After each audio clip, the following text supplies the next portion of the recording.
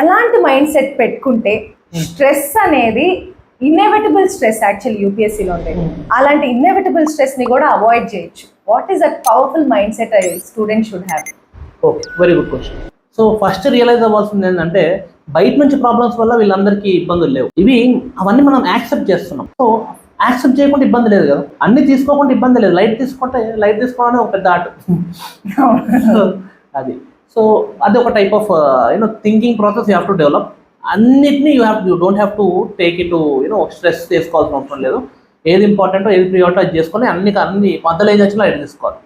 First thing. Second thing, చాలామంది ఏంటంటే నేను ఇంత చదవాలి యూపీఎస్సీకి, ఎంత కష్టపడి చదువుతున్నాను ఫీలింగ్గా ఉంటారు. ఇది ఇంకో మైండ్ సెట్. దీన్ని షిఫ్ట్ చేయాలి to I have to study కదా, ఐ గెట్ టు స్టడీ. నాకు చదవడానికి ఆపర్చునిటీ వచ్చింది.